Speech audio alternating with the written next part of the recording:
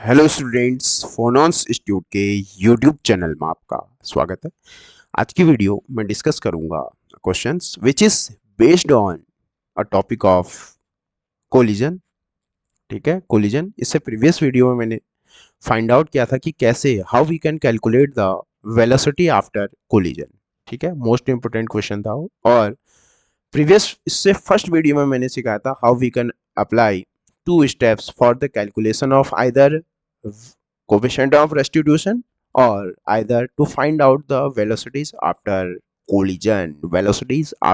collision। ठीक है, क्या आप लोग भी ये दो स्टेप लगा पा रहे हैं? तो डेफिनेटली अगर लगा पा रहे हैं तो कमेंट बॉक्स में अपना यस टाइप करेंगे, यस टाइप करेंगे, यस टाइप करेंगे। ठीक है, अगर आप दो स्टेप लगाने में परफेक्ट बन गए हो। कोलिजन से रिलेटेड एग्जाम में हर बार कुछ ना कुछ 100% आता है, तो इसलिए आपको बिल्कुल तैयार रहने हैं, दो स्टेप को तैयार रखना है। ठीक है, this question is also most important for the upcoming examination, mention on it. तो question is that a sphere of mass M, a sphere of mass M moving with constant velocity. तो हमको यहाँ वेलोसिटी नहीं दी है तो हम कुछ भी मान लेंगे। ठीक है, collide with another stationary sphere of same mass, मतलब आइडेंटिकल बॉडीज है। Ratio of velocities of two sphere after collision will be if the coefficient of restitution is. ठीक है, if the coefficient of restitution is, हमको find out करना है। We have to find out the v1 and v2। तो this is same question as previous one. ठीक है, previous question के ही जैसा ये भी एक क्वेश्चन है, उसमें भी वही फाइंड आउट करना था और यहाँ भी वही फाइंड आउट करना है। तो अब देखो हमारे पास क्या है, ये ऑप्शंस गिवन है इसमें। तो हमारे पास इसमें हम करते क्या है, सबसे पहले हम क्या बनाते हैं, स्फीयर बनाते हैं, स्फीयर का क्रॉस सेक्शनल व्यू बताते हैं। सपोज दैट ये क्या है, स्फीयर है, इसका मास m है और ये वेलोसिटी हमको गिवन नहीं है। तो सपोज दैट मैं इसकी वेलोसिटी को क्या मान लेता हूँ, माना let we assume that this is v। आप u भी ले सकते हो, इसमें कोई प्रॉब्लम नहीं है, कुछ भी मान सकते हो। ठीक है, ये कोलाइड कर रहा है अनदर स्टेशनरी ऑब्जेक्ट। ये क्या है, ये स्टेशनरी है। ठीक है, इसका मास भी m ही है। अगर स्टेशनरी होगा तो ये इसका u2 क्या होगा, u2 जीरो होगा। फिर इसका स्टेशनरी है, रेस्ट में है, रेस्ट में होगा तो इसकी वेलोसिटी जीरो होगी।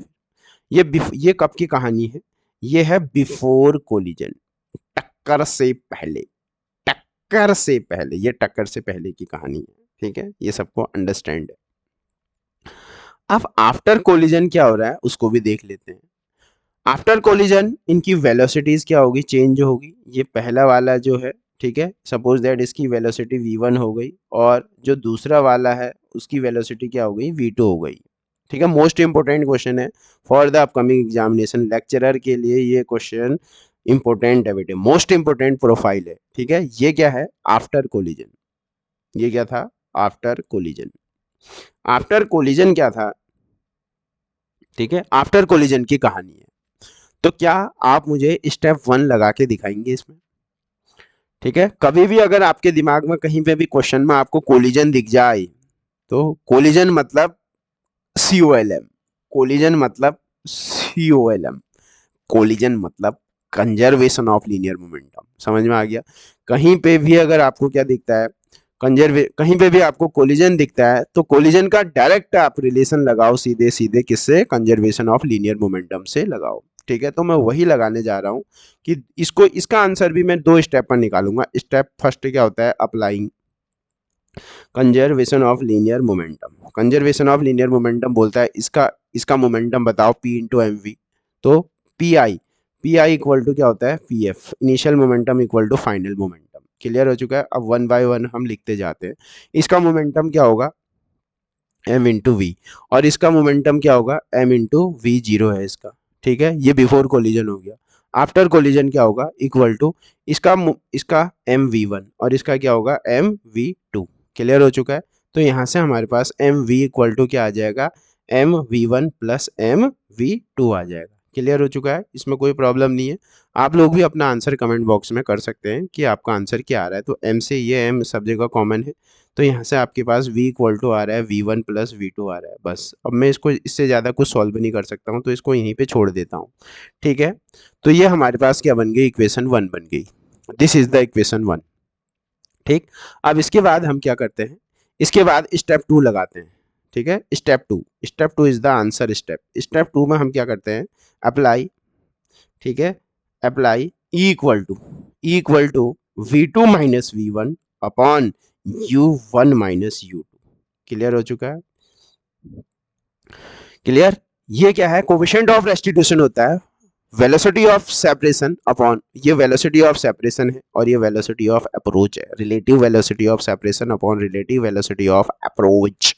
ठीक है, इसको हम क्या बोलते हैं, कोफिशिएंट ऑफ रेस्टिट्यूशन बोलते हैं। क्लियर हो चुका है? तो अब मैं यहाँ क्या करूंगा, विथ साइन वैल्यूज को पुट करूंगा। ई हमको फाइंड आउट करना है, ई हमको ई ही गिवन है, V2 हमको फाइंड आउट करना है, माइनस V1 भी हमको फाइंड आउट करना है। U1 को मैंने क्या कंसीडर करा है, U1 को मैंने V कंसीडर किया है। ठीक है, V कंसीडर मैंने किया है, आप U भी कंसीडर कर सकते हो, कोई प्रॉब्लम नहीं है। और U2 क्या है, U2 क्या हो जाएगा, रेस्ट में है, तो ये क्या आ जाएगा, 0 आ जाएगा। ठीक है, जब आप इसे फर्दर सॉल्व करोगे तो फर्दर सॉल्व करने से ये आ जाएगा EV, क्रॉस मल्टीप्लाई भी कर दे रहा हूँ, V माइनस 0 क्या हो जाएगा, V हो जाएगा। EV इक्वल टू आ जाएगा हमारे पास V2 माइनस V1। ठीक है, EV इक्वल टू आ जाएगा हमारे पास, EV इक्वल टू आ जाएगा हमारे पास V2 माइनस V1। ये हमारे पास क्या आ जाएगी, इक्वेशन 2 आ जाएगी। इक्वेशन 1 और 2 में किसी को कोई प्रॉब्लम है तो mention your problem on comment box. Equation 1 और 2 कैसे अप्लाई करना है ये सबको आ चुका है। ठीक है, इक्वेशन और 1 और 2 आ चुका है। ठीक है, वेरी गुड। अब हमारे पास इक्वेशन 1 और 2 को सॉल्व करना है। Now our aim is to solve out the equation 1 and 2। ठीक है, तो इक्वेशन 1 और 2 को हम लिख देते हैं कि इक्वेशन 1 और 2 है क्या। इक्वेशन 1 और 2 क्या है, तो इक्वेशन 1 क्या है हमारे पास, v equal to V1 plus V2।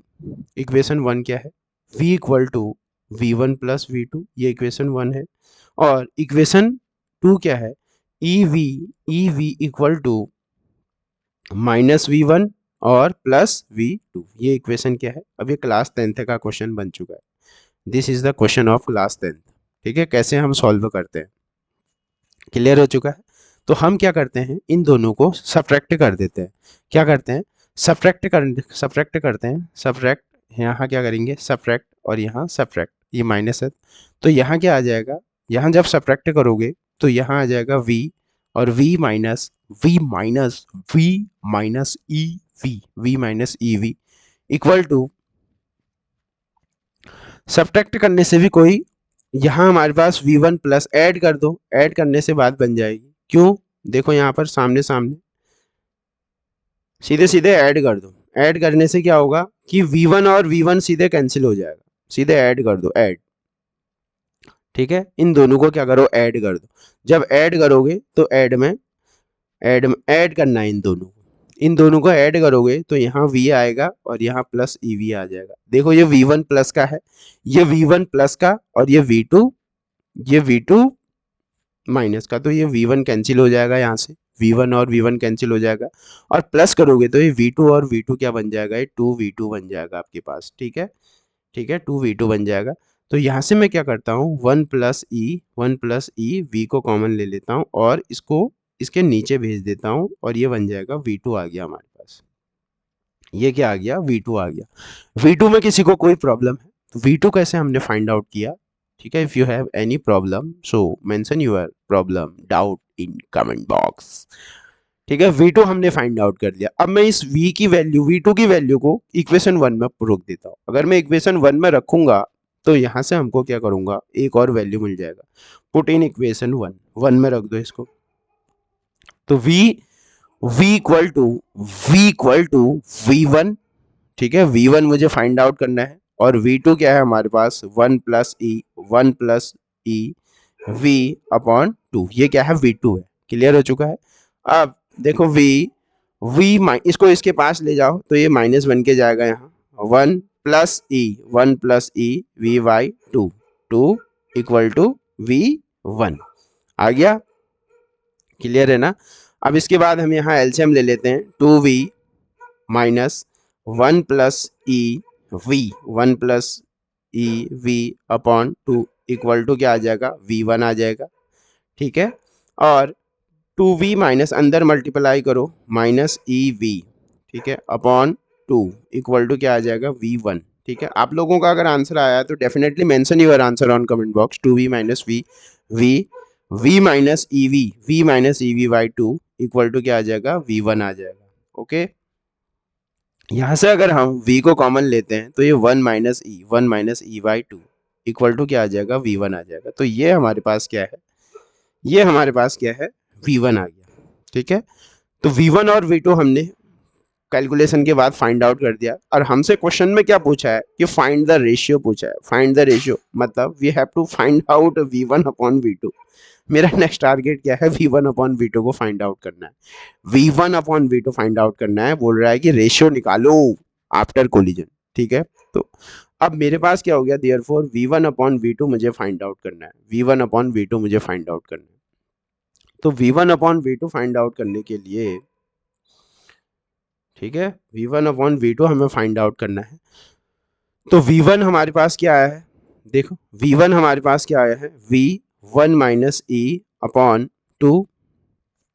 ठीक है, और v2 कितना आया है, v2 कितना आया है, v2 आया है 2 अपॉन, हो जाएगा रिवर्स हो जाएगा ये, 2 upon 1 plus E of v, है ना, अपॉन में जाएगा तो रिवर्स हो जाएगा, 2 अपॉन 1 प्लस ई v बन जाएगा। देखो क्या कैंसिल होगा, इसके बाद ये 2 से 2 गायब, v से v गायब, तो हमारे पास क्या आ रहा है, v1 अपॉन v2 कितना आ रहा है, v1 अपॉन v2 हमारे पास आ रहा है 1 माइनस ई अपॉन 1 प्लस ई, ये आ रहा है। This is the correct answer. क्या आ रहा है, v1 माइनस ई, 1 माइनस ई, 1 माइनस ई अपॉन 1 माइनस ई, देखो 1 माइनस ई अपॉन 1 प्लस ई, 1 माइनस ई अपॉन 1 प्लस ई।